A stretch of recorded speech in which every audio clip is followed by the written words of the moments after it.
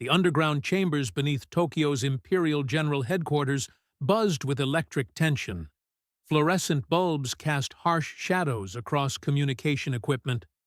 August 6, 1945. The morning air hung thick with humidity and 4 years of war's weight. Officers in stained uniforms hunched over plotting boards. Massive wall maps displayed Japan's shrinking empire. Colored pins marked defensive positions across the home islands. Everything appeared routine in those first moments of what would become the most catastrophic day in military history. Through these corridors walked a man whose confidence would soon crumble like ancient paper. War Minister Anami carried himself with the rigid posture of career military leadership.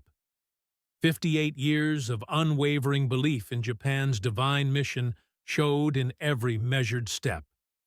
His weathered features revealed no doubt about ultimate victory. The morning briefing promised nothing unusual. Overnight garrison reports would arrive from across Japan. Updates on massive defensive preparations would flow through established channels. The Ketsu-go defense plan would bleed American invaders so severely they would beg for peace. But silence greeted the communication operators instead. The Chigoku military district showed nothing on the status boards. Hiroshima's 2nd General Army Headquarters had gone completely quiet. 400,000 civilians and military personnel had simply vanished from all communication networks. Radio operators twisted their dials frantically. Static replaced the familiar crackle of field reports. A young communications officer approached with trembling hands. Sweat beaded on his forehead despite the underground coolness. His stammering voice delivered news that defied comprehension. All contact with Hiroshima had been severed. Military frequencies carried only silence. Civilian radio networks had died simultaneously. Everything had stopped at exactly 8:15 that morning. Anami's expression hardened into disbelief. 4 years of total warfare had taught certain lessons. Entire cities didn't disappear from communication grids without explanation. Not cities containing major military installations. Not urban centers that had reported normal defensive activities just hours earlier. What earthly force could instantly silence 340,000 people? The question hung in the stifling air like an approaching storm. But understanding that storm would require confronting truths these leaders couldn't yet imagine. 6 men controlled Japan's destiny in those final August days. They called themselves the Supreme War Council. History would remember them as the Big Six. Their absolute confidence in victory burned bright, even as American bombers reduced Japanese cities to smoking ruins night after night. War Minister Anami commanded respect through decades of military service. Admiral Toyota controlled naval operations with strategic brilliance.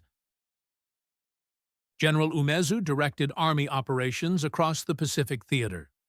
Prime Minister Suzuki balanced political necessities with military demands. Foreign Minister Togo navigated diplomatic channels. Navy Minister Yonai managed maritime defense systems. 6 minds, 70 million lives balanced on their decisions. But their confidence rested on secret knowledge they believed gave them insurmountable advantages over American planners. Japan had been developing atomic weapons since 1940. 2 separate research programs consumed enormous resources and brilliant scientific minds. The Army's NIGO project operated under Dr. Yoshio Nishina's direction.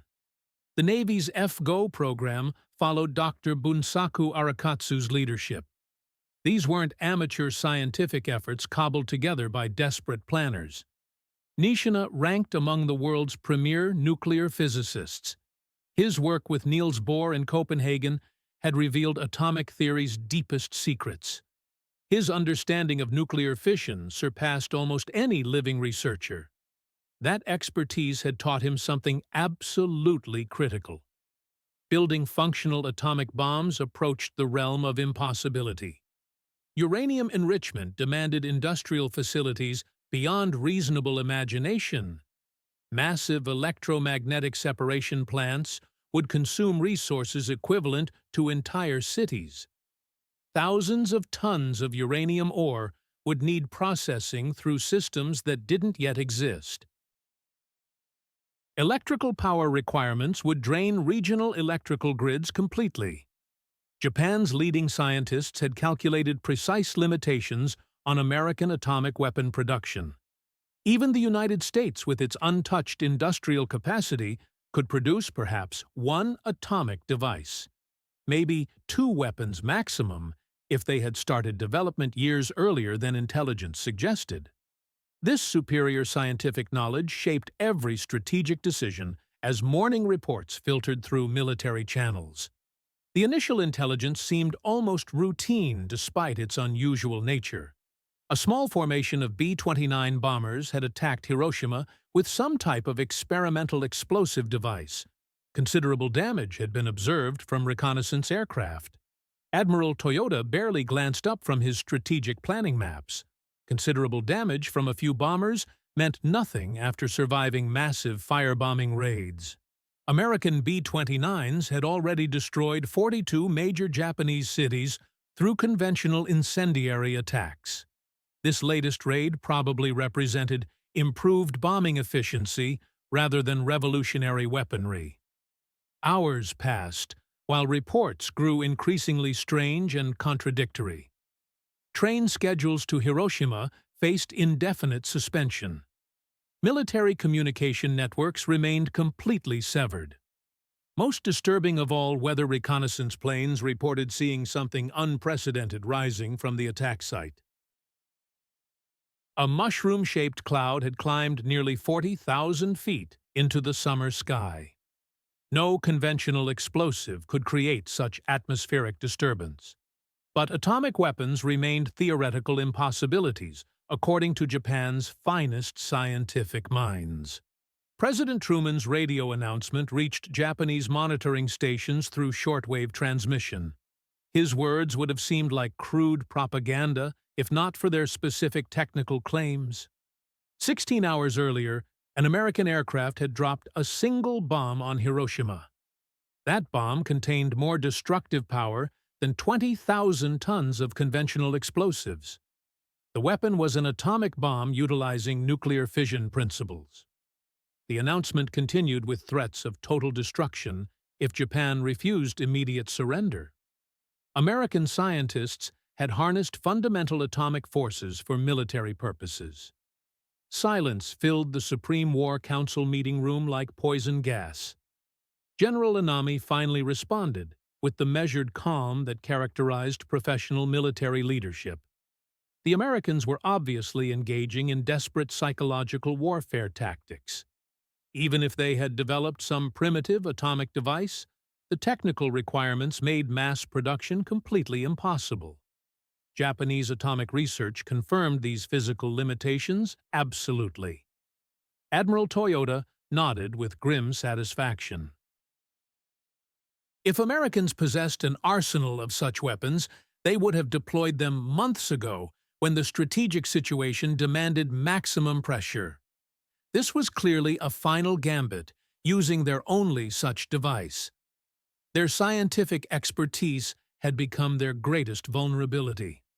Atomic research had taught them exactly how difficult nuclear weapon development truly was. But that knowledge had also blinded them to American industrial capabilities they couldn't begin to fathom. The Manhattan Project had employed 130,000 workers across multiple states. Electrical consumption exceeded entire nations' power generation. The undertaking represented the largest secret industrial project in human history. Japanese military leaders were making life-and-death decisions based on what they believed was possible. They faced an enemy that had redefined possibility itself. As August 6th became August 7th, the first horrifying details arrived from investigation teams racing toward Hiroshima's ruins. These 6 men clung to their certainty, with the desperation of drowning sailors grasping at floating debris. They had no understanding that their entire world was about to change forever. What happened next would shatter not just military strategy, but their fundamental comprehension of warfare itself. Dr. Yoshio Nishina understood atomic theory better than almost any human being alive. He had performed the theoretical calculations countless times. He knew what nuclear weapons could accomplish in laboratory conditions, but theory and reality exist in completely different universes, separated by experiences that can only be gained through direct contact. On August 7, 1945, Nishina crossed from theory into nightmare reality. The train journey from Tokyo toward Hiroshima's ruins consumed 11 hours through landscape that grew increasingly surreal with each passing mile. Trees stood stripped of leaves for miles before reaching the target city. Telephone poles lay snapped like children's toys. A strange acidic smell burned his nostrils and throat. The train stopped abruptly. Track ahead had been twisted into impossible spiral patterns by forces that defied physical comprehension. Nishina walked the final 5 miles into what had been Japan's 8th largest city. Absolutely nothing had prepared him for what awaited. Buildings hadn't simply collapsed from explosive force. They had been vaporized at the molecular level. Human shadows were burned permanently into concrete walls like photographic negatives. The ghostly outlines marked people who had been walking to work when 8:15 a.m. became the final moment they would ever experience. Ground Zero, where the weapon had detonated 1,100 feet above street level, was a perfect circle of absolute destruction. The devastation extended for miles in every direction with mathematical precision. Most haunting were the survivors wandering through radioactive wasteland. Nishina faced radiation sickness for the first time. This phenomenon had existed only in theoretical physics papers until that moment. Victims' skin was literally falling from their bodies in sheets. People vomited blood while their hair fell out in clumps. The walking dead stumbled through ruins that resembled an alien planet's surface. His hands trembled uncontrollably as he took measurements with detection equipment. The clicking grew frantic as he approached the hypocenter. This wasn't merely an explosive device scaled up from conventional weapons. This represented fundamental universal forces unleashed against a human population center. Everything he thought he understood about atomic weapon limitations had been utterly and catastrophically wrong. His scientific expertise had become a prison preventing him from recognizing revolutionary reality. Meanwhile, in Tokyo, the Supreme War Council prepared to receive intelligence that would make Hiroshima seem like a preliminary demonstration. At 11:02 a.m. on August 9th, as the Big Six finally convened to discuss Hiroshima reports, an aide burst through conference room doors. His message drained color from every face present. Nagasaki had been attacked with another atomic bomb. The room fell completely silent, except for Admiral Toyoda's pen clattering against the mahogany table surface. Another bomb. Just 3 days after Hiroshima. In that single moment, every assumption Japanese military leadership had clung to disintegrated like paper in flames. If Americans possessed 2 atomic weapons, they could have 3 or 10 or 100 such devices. Japan's entire defensive strategy had been based on bleeding American invasion forces so severely they would negotiate favorable peace terms. That foundation had just become meaningless. Why would America invade when they could erase Japanese cities from existence one by one until nothing remained except radioactive wasteland? Even faced with this apocalyptic reality, General Anami couldn't abandon his vision of honorable death over dishonored survival. His voice carried eerie poetry as he addressed his colleagues. Would it not be wondrous for this entire nation to be destroyed like a beautiful flower? The other council members stared in stunned silence. Here stood a man so committed to warrior tradition that he would choose national extinction over national surrender. In his mind, something pure and aesthetically perfect existed in Japan, disappearing through atomic fire rather than bowing before foreign occupiers. Reality was about to intrude in the most devastating way possible. On August 10th, Japanese forces captured an American fighter pilot shot down 2 days after Hiroshima. Marcus McDilda knew absolutely nothing about atomic weapons. He was a conventional fighter pilot who had never received briefings on nuclear warfare. Under interrogation that included systematic torture, McDilda told his captors what he thought they wanted to hear. He embellished every detail his imagination could produce. Americans had over 100 atomic bombs stockpiled. They could drop 3 weapons daily. Tokyo would be next, followed by Kyoto, then Osaka. Every major Japanese city would face obliteration within weeks. None of this information was accurate. The United States had exactly 0 atomic bombs remaining after Nagasaki. The next weapon wouldn't be ready until late August, and production remained painfully slow. But McDilda's desperate lies contained just enough technical-sounding detail to convince interrogators grasping for any intelligence about this incomprehensible new weapon. When his fabricated testimony reached the Supreme War Council, it landed like a final crushing blow. War Minister Anami stood before his colleagues with absolute defeat weighing his voice. 1 atomic bomb could destroy 6 square miles, equivalent to 2,000 B-29s each, carrying 300 conventional bombs. Americans appeared to possess 100 such weapons.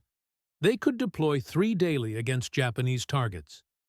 The room filled with silence, broken only by Admiral Suzuki's labored breathing.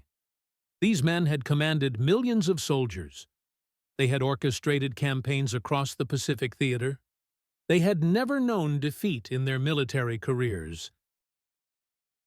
Now they faced weaponry that made their expertise as obsolete as samurai swords in the machine gun age. Incredibly, they remained deadlocked on surrender. 3 votes supported ending the war. 3 votes demanded continued fighting even against atomic annihilation. Breaking this stalemate would require intervention unprecedented in Japanese history. Just before midnight on August 9, 1945, something occurred that hadn't happened in over 1,000 years. Emperor Hirohito entered a government conference room and personally resolved a political deadlock. The scene was unprecedented and surreal. 6 Supreme War Council members, along with Baron Hiranuma, sat in formal positions around a polished conference table. The emperor, small in stature but carrying divine authority, spoke words that would end not just a war, but an entire philosophy of warfare. His voice barely rose above a whisper as he delivered the decision. Serious consideration of the situation at home and abroad demanded immediate action. The nation must bear the unbearable and suffer what was insufferable. Surrender had become the only path to survival. Japan's military leaders faced the ultimate choice between honor and existence. Some, like Prime Minister Suzuki, accepted the new reality that atomic weapons had created. Others, like General Anami, chose a different path entirely. On August 15th, hours before the emperor's surrender broadcast, Anami performed ritual seppuku in his private residence.